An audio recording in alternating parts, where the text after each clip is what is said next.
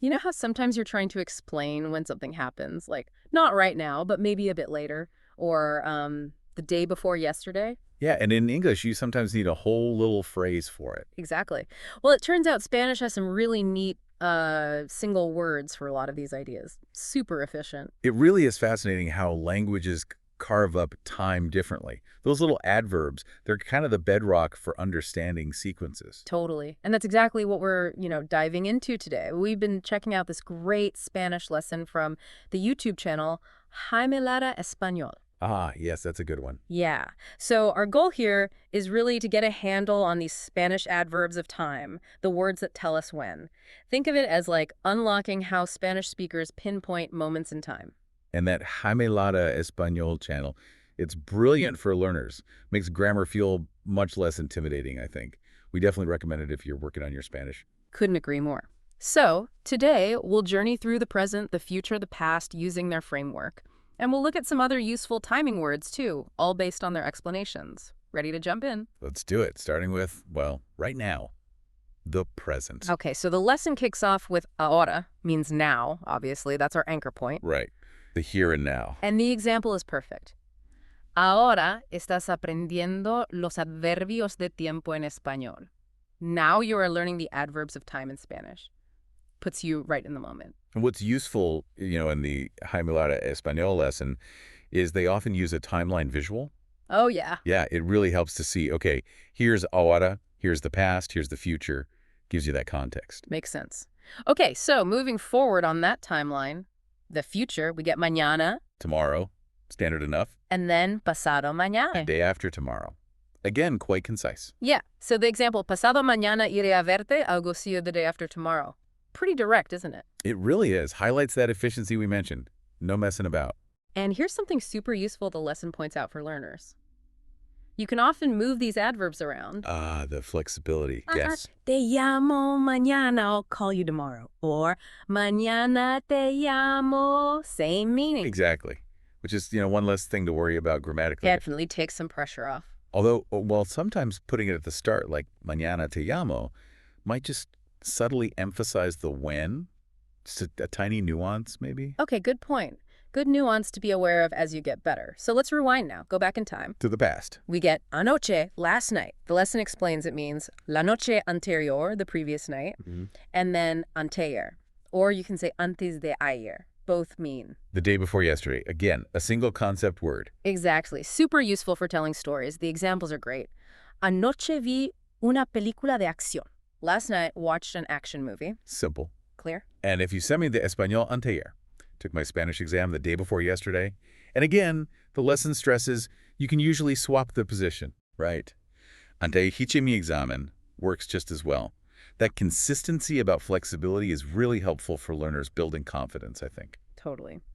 Okay, moving on to some other really common ones. Entonces. Ah, entonces. Often translated as then or at that moment. Yeah, this one feels like it connects things, doesn't it? Like something happens at the same time or right after something else. Exactly. It's more than just placing something in time. It often shows a link, a sequence, maybe even a consequence. The examples from the lesson really show that. Like, al llegar a casa no encontraba a mi madre y entonces apareció por la puerta. So got home, couldn't find mom, and then she appeared. Right. You feel that little beat, that pause and reveal, and then the other one. Estaba hablando con José y entonces llegó Juan. Was talking to Jose, and then Juan arrived. It has that narrative flow. Yeah, it really pushes the story forward. It definitely adds a dynamic element to recounting events. Okay, next up, luego and después. Ah, the later twins. Haha, yeah. The Jaime Lara Español lesson says they're basically synonyms. Both mean más tarde, later, or after. And that's good to know, right? That you don't need to agonize over some subtle difference that might not even exist in most contexts. They're pretty interchangeable. Nice. So, examples. Te veo luego. See you later. Simple. Classic sign-off. And he quedado con los amigos después te amo. I've met up with friends. I'll call you later. Makes sense. Both feel very natural. The key is just recognizing that both mean, well, later. Got it. Okay, what about timing within like a shorter window? Pronto. Pronto means soon. It implies a short period of time from now. But it feels a bit vague, right? Like how soon is soon? Exactly. It's relative. It just indicates the near future, generally speaking. The examples help clarify that relativity. Son las 12, es pronto para almorzar. It's 12, it's too soon for lunch. Right, relative to the normal lunchtime. And la disco está todavía cerrada, hemos venido muy pronto. The disco's still closed, we've come too soon or too early. Yeah, context is everything with pronto. What's pronto for lunch might be different from pronto for a meeting. Good clarification. Okay, related but different. Temprano. Temprano is early. The lesson says this is about the beginning of the day or doing something before the usual or expected time. That's the key difference, I think. Yeah. Temprano often relates more to a schedule or a typical time frame, being ahead of it. Okay. Examples from the video. Me levanto temprano por la mañana. I get up early in the morning. That fits. Part of a routine, perhaps. And hoy quiero almorzar. Temprano tengo que coger un vuelo a las 3. Today I want to have lunch early. I have to catch a flight at 3. Right. Earlier than usual because of the flight schedule. It's about being ahead of the curve, so to speak. So pronto is like near in time from now, and temprano is at the beginning or before the expected time. That's a good way to put it. Making that distinction is important. Okay. And the opposite of temprano seems to be tarde. Right. Tarde means late. So later part of the day or night or just after the proper time for something? Yeah, being behind schedule, essentially, Yeah. or happening towards the end of a period. Examples again. No te acuestes tarde. Don't go to bed late. Standard advice. We've all ignored that one. Haha, true. And vestite rápido que vas a llegar tarde a la reunión.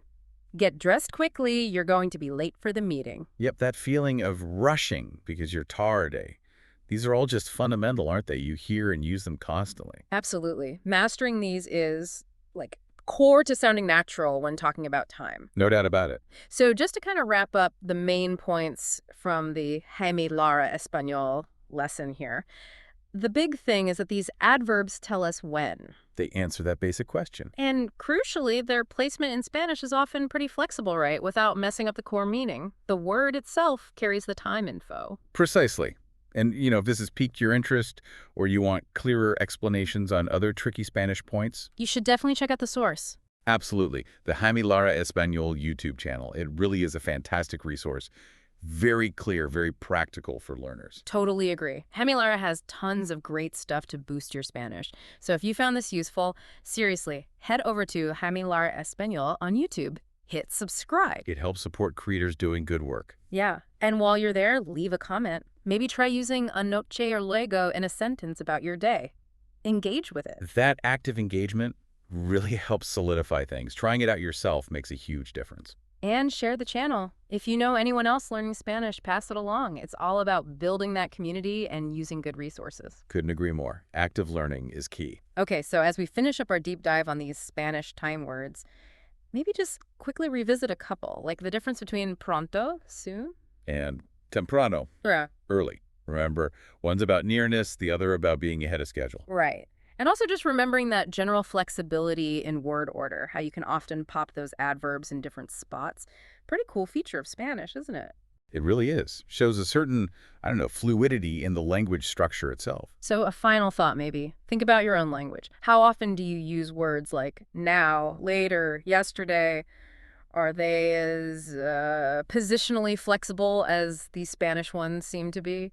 It's always interesting, that kind of cross-linguistic comparison. Yeah. Gives you a new appreciation for how languages tackle these fundamental ideas, like time. Definitely food for thought.